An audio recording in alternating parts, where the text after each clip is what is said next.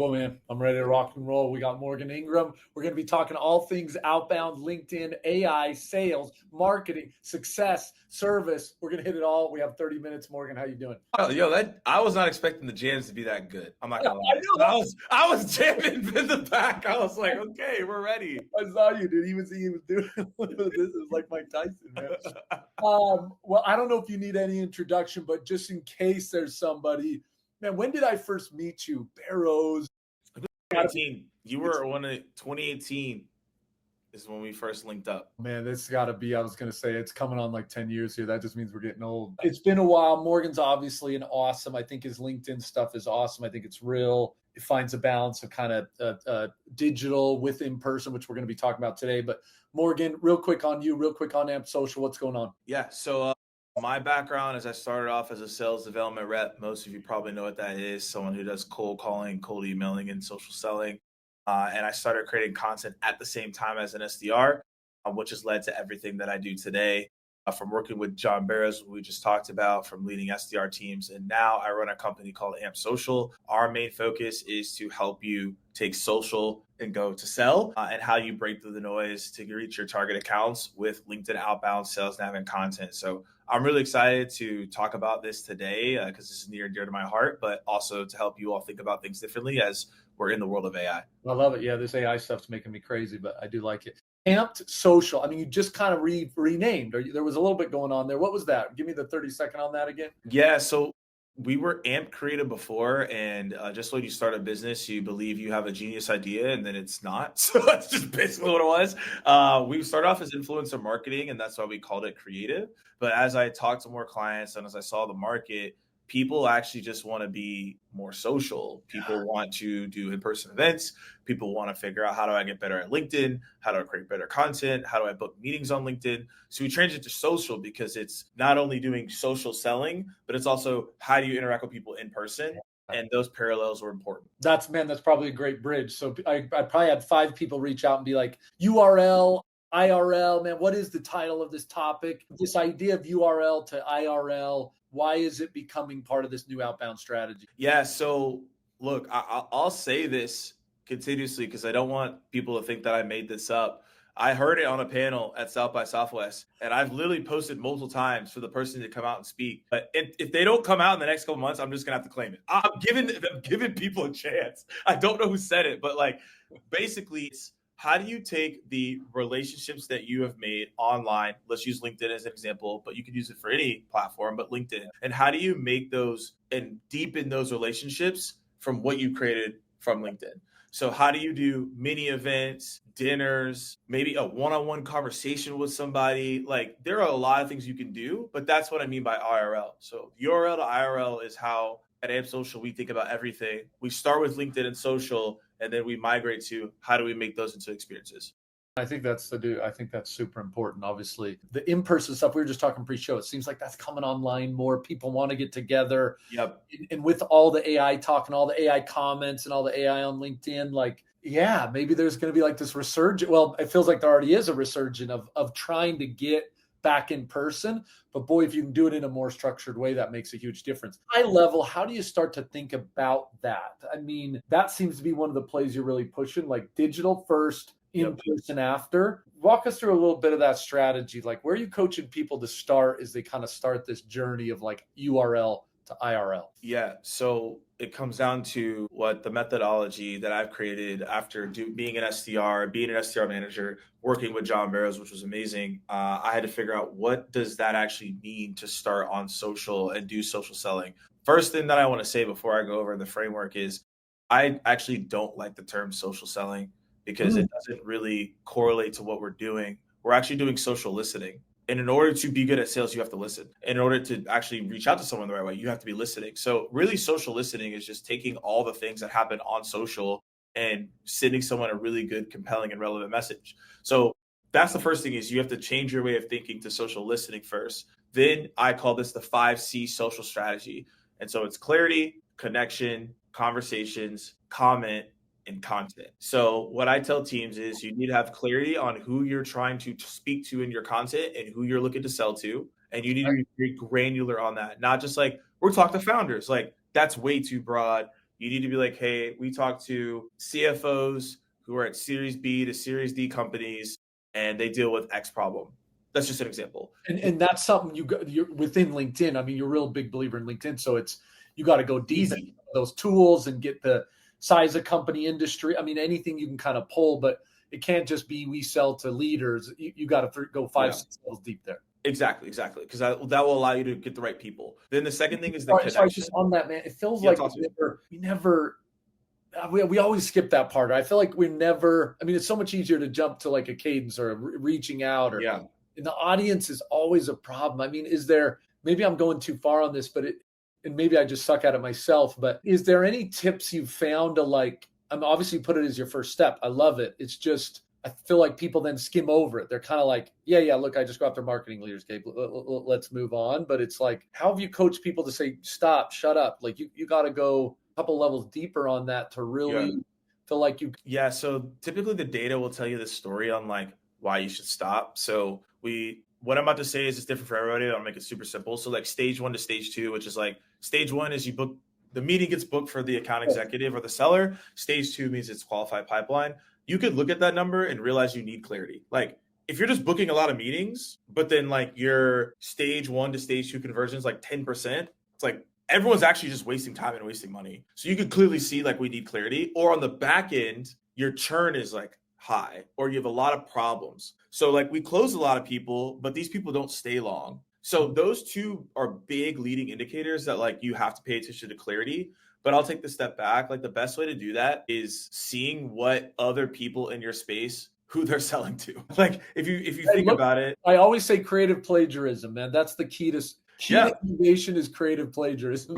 Okay, I look at my competitor. Okay, we're finding that the VP's enablement, and they have the case studies on the site. Because people are going to come after me like, this is public information. I'm not cheating. It's like, it's on the site. They have like 20 use cases. And then you go look those up on LinkedIn and say, are they similar companies? And most of the time they are. So then it's like, okay, that should be our ICP. Let's just go after those people to start.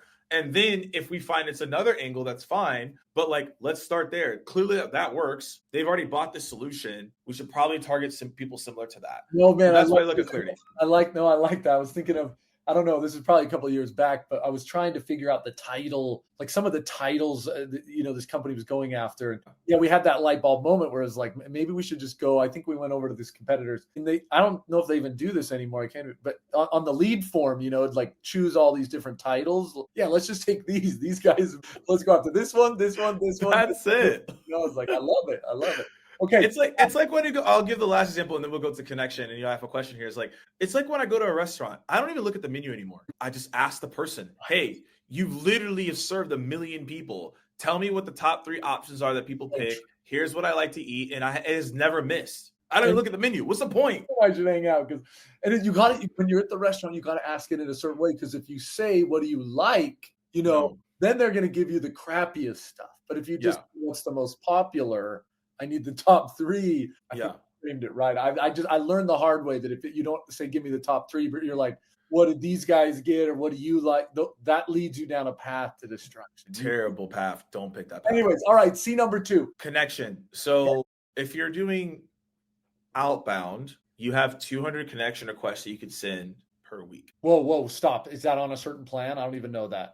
Is that anyone can send 200 connection requests per week? But if I have a higher plan, do I get to send more? I don't know that. You could send more in-mails, and you can see people who view your profile. The connection limit doesn't change based on what you're 200. Okay, yeah, because they just don't want people spamming 200. They don't 200. It used to be a lot more. Trust me. I used to go crazy with it, but it's 200 now. So that basically is just connecting with the right people that you decided in clarity. That's all that is. Outcome-based, what you're looking for is you want to send your connection request at a certain time. Most people, the reason they don't have a high acceptance rate is because, one, they're sending connection requests typically like in the middle of the day. Really? So if you're trying to reach out to, think about you. If I send you a connection request in the middle of the day, you're probably in meetings, you probably have other stuff going on. You're probably not going to see it. Yeah. But if I send it early in the morning, you probably will see it. Yeah. That connection request, it's weird in LinkedIn. I mean, to your point, I only actually try to go into that thing like network. I'm trying to look at it. Yeah, my network. I mean, it's, I got 12 new ones. Mm-hmm. I usually only go there morning or night, or I actually like try on the weekend to like update my connection request because it's like a tab that I just don't go into a lot. Right. And so what you just said is literally, I was on a call with the CRO, said the same thing. Morning, night, weekends. I'm consistently hearing this. And like, now that I'm saying this, everyone's going to go do it. But like, I'm also just telling you that like, that's how people are operating. I And don't. then I got to say on the connection stuff is, now I need the free consulting here. Two things.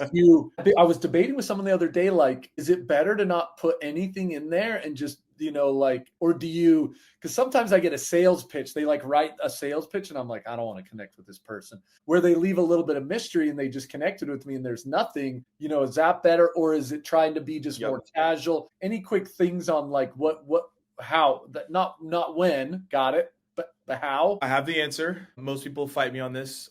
I'm still waiting for the data to tell me that I'm wrong. So basically, at the end of the day, you want to send a blank connection request. I've trained probably 10,000, 50,000, I don't know, maybe 100,000 people, webinars, content, all in. And every single time that I go and do these workshops, I always ask people, all right, everyone, have you A/B test the blank and the personalization? 98% of the time, people tell me the blank wins. There are unique cases where the personalization does win, but that depends on your market and your region, and that's very nuanced. But like, if you're not considering that factor, the blank connection request wins because of what you just said. Plus, the last thing I'll add to this is that you need to make sure your profile is actually good. The reason that most people don't get acceptance requests is because you have SDR or AE at your company, and that does nothing for you. So that's the reason why no one's accepting you. Or your profile picture looks bad. These are just small things that matter. Man, that's so true. I am near and dear to my heart. I also started as an SDR. And so I actively try to answer one cold call a day because it's like pay it forward, man. Answer calls 20 years ago. But I'm probably a little biased. You're right. When I look at those connection requests, if I see that it says account executive, I'm like, shoot. Yeah, 100%. Do you, second question, I don't even know if we can talk about this on live. A lot of people using automation, action tools. Any guidance you give people on these types of things nowadays? It's a little messy. I've heard people being turned off because they can't, like, I don't know, this 200 limit. Thoughts on these tools that kind of like speed this step up? Yep. So can we talk about this online, or will I like get blacklisted? We might, who knows? But I'm just gonna state the piece. I'm gonna say what I gotta say. So my thing is cautionary tale. I don't have anything against automation. I think to say that it's completely wrong is the wrong narrative. I'm against people using it when they have had no success yet, because then you're just going to automate garbage. So when people come to me, they'll be like, hey, how do I automate my messaging? My first question is, have you gotten 100 responses from manual messaging? And if you haven't, you shouldn't be automating anything. You're not ready yet. That's like going and being like, that was profound. Morgan. Great. Think about it. Like, it's like, imagine if you were like, told your kid like, hey, you know what? You don't need a driver's license. You don't need a permit. Just go drive the car. Just go see what happens. That's what we're telling reps to do. Oh, well, actually, that happened the other day. I've got this 10-year-old in Chat GPT, and he's trying not to learn math. He's trying to just use Chat GPT. And I basically said the same thing. I'm like, look, that tool is great, but you gotta learn it. You gotta like learn math first, bro. Yeah. And then you can like check your answers on Chat GPT or something. So right. I like your driving analogy, but I was just thinking, man, this summer school math thing I'm trying to. Anyway, that's right. Yeah. So before you automate it, make sure and you should be cautionary, man, because I still have heard of people. That's my second point. You got to be super cautious. Like, if you're going to do it, set super, super low limits on that. And I don't know the exact ones because I'm not an automation expert. If people have questions, I could tell you people who are way better than I am. That's not my lane. But I will tell you is you need to have super low limits when you do this. And also as well, you just need to be very mindful on how you do it, because you can be banned, you can be blocked. I personally don't do it because I don't need that in my life. So I don't care. But like, if you want to do that, then like you need to go figure that out on what your limits need to be. Yeah, cool. Okay. Got it. I like dipping into a little bit how automation and AI can fit these steps. Okay, so we got know your audience with clarity. We know connection. And where do we go next? Conversation. So this is where obviously people get the most excited, because this is where you're booking meetings and closing deals. You can't do that before you have the other two, but now we're here. So there are 3 ways you can get book a meeting on LinkedIn: a video message, a voice message, or a written message. Bonus is you could do it in mails, but in mails, I'm not going to say they're dead, because I think that nothing can be dead if people get responses. So I can't say it's dead until someone tells me it just doesn't work at all. There are people that do get success on this, but like, let's just say it's like very, very, very, very hard to get a response to InMail, because most people don't know the inbox exists. That's why it's hard. I was gonna say, like, I'm like, if you ask me where the LinkedIn email inbox, I'm gonna So I'm find. saying you don't even know where it's at. I got it.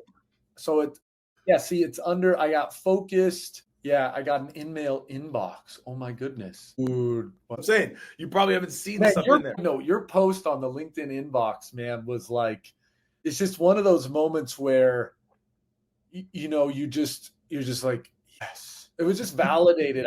I've never been able to put it to words, but it needs a little help, man. It needs a little help. Okay. Needs the most help possible. So, anyways, my whole thing with that is I tell people you should send video messages. I know there are people out there who are Muppets and curmudgeons that don't like when I say that, and they're like, You can't use LinkedIn. You have to use a special tool though to send that. Or no, this is where people are gonna get upset. And if you have a video provider, I'm genuinely sorry. I'm just telling you what I've seen to be true until you can fix this. So please don't be mad at me. So basically, I use my iPhone.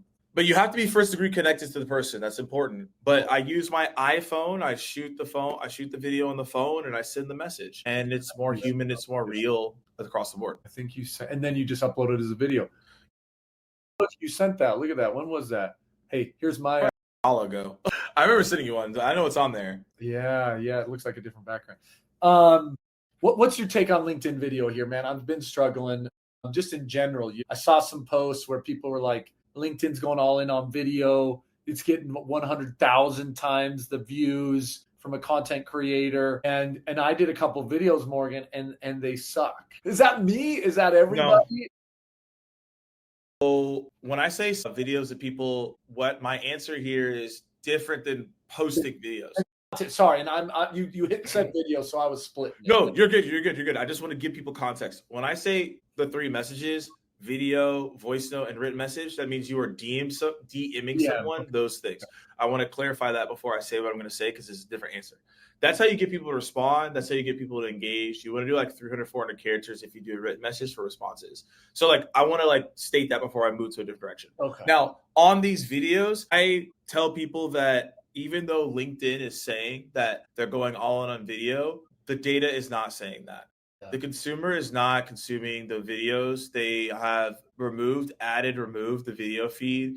And I don't believe that the consumer on LinkedIn is there to watch videos. That's why we have TikTok. That's why we have YouTube. So I would encourage you, if you're going to make videos, make maybe 1 or 2 a month so people know where you're at. Like, that's what I'm planning to do. But I'm a video creator, and you notice if you look at my content, I'm not doing that many videos because like that's not what people want. What people want is an image. They want your story. They want to know how they can transform. They want things that are aspirational. They want really lived experience. And that's what people want on the platform. And if you could do that on a video, that's fine. I just think that the short form videos just they're not as good as people are saying they are to be. And there are people who refute this and tell me they're doing well on their videos. Okay, great. But the large majority of people are not. So I look at the large majority. I don't look at the small amount of people to say I should go do something. Yeah. Do you, and man, when you talk to Gabe, you got to, I have no strategy structure. I just talk, I have no season 1 second, but for content creators out there, are you saying if video's not working and you're a video person, do you start to do like TikTok or something? I mean, do you say, hey, you double down there, or you're like, no, man, look, LinkedIn's still the professional network, content creator, you probably stay on LinkedIn. This is personal advice time, Morgan. This is anybody else. It depends on your outcomes, I would say, right? It depends on what you're trying to accomplish. Like, I think TikTok is an utter waste of time. I want nothing to do with that platform. I think it's extremely negative. And I like to be in a really good mindset, and I like to have a good energy in my life. I will probably never post there. I'm just like, it's not worth it to me. Like, I got other things to do than like deal with people telling me to hang myself because I post sales content, which has happened. But like, I just don't have time for that. So I moved on. So anyways, my whole point is that you got to find the audiences that you are looking to sell to. I'm on LinkedIn because there's B2B people here. There are VPs of sales and C-suites that I'm trying to sell to. Yeah. And I'm going to be on LinkedIn. Yeah. I don't really care and emotionally care about like the other stuff. Like, that's just where people are at, right? If so happened they went to TikTok, that would suck, and I would probably go to TikTok to figure it out, but I don't think they're going there anytime soon. You don't think that? Okay, that's good to know, man. All right, let's get back to the C's, man. Why are you being so distracting? So we got – That's my fault. We just did conversations, connection conversation. All right, what else on conversation? So, yeah, the DM, the 3 – That's really it. Okay. 3 to 4 messages max per person. Wait 2 to 3 days after they accept the connection request. And that's why you can start having conversations going. But you should be proactive in the DMs as much as possible. Okay. And then how do you finish it off with the last two here? Okay, so comment and content. So this goes into the content side, which kind of goes back into what we're talking about.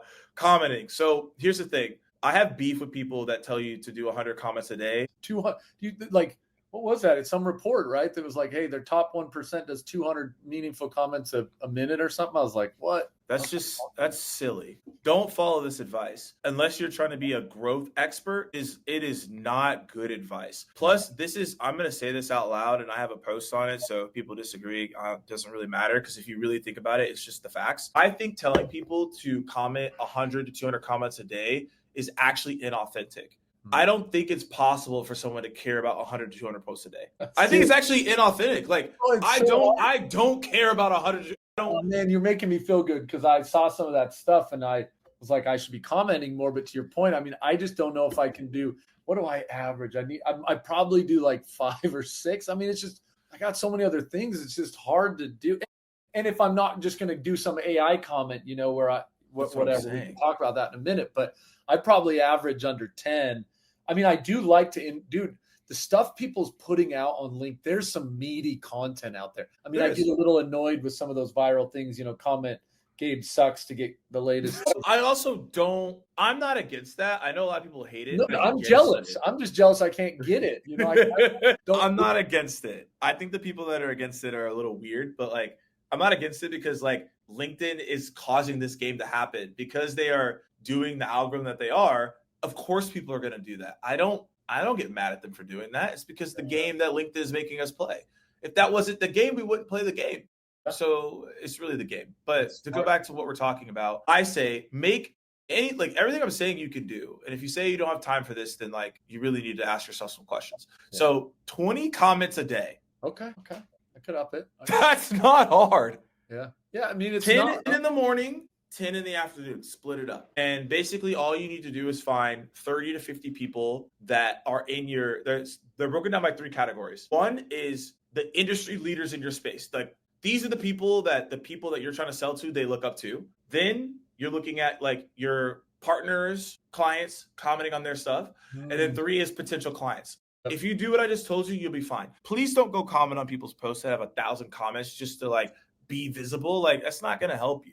Just to keep it real, you're just boosting them. And some creators might be mad at me for saying this, but like that's just the game. It's just the way it is. I'm trying to help you like actually like. Yeah, this is revenue. What do you say to I mean, AI plays a role now in some of this, but obviously I see it on some of my posts. There's this one person.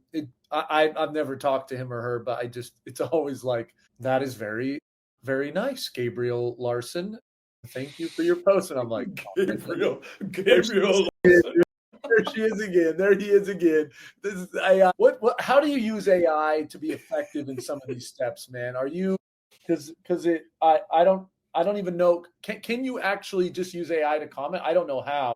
Don't do it. I think it's actually the most stupid thing you can do. Yeah. And here's why. Because of what you just said. You remember the person. So now it doesn't matter where this person goes. You just remember them for AI comments, not for anything else, which is a negative connotation. There are people who tell me that they can create comments that don't look like AI. I don't believe that. I think if you've been in AI for a minute, you can see what it's an AI comment versus someone genuinely took the time to write it. So I think this is an utter waste of your time. I do not recommend people to do this. If you decide to not listen to me and do it, yeah, okay, cool. You get more people to react to your comments, but people will know that you're AI, and then you're just going to get blocked, reported, and then your posts are going to be bad. So I do not recommend this strategy at all, because it is the number one thing I think people vehemently hate on this platform is AI comments. Man, so why would I even try? It's not worth your time. Well, man, we're going to run out of time. Okay. So that's comment. So last one, content, then let's hit this. So this is where I use AI, and I'm not afraid to talk about this one. So the thing is that AI is an amplifier. But it is not a genie. The biggest problem right now that I see on the platform is that people are going into ChatGPT and saying, hey, write me a really good post.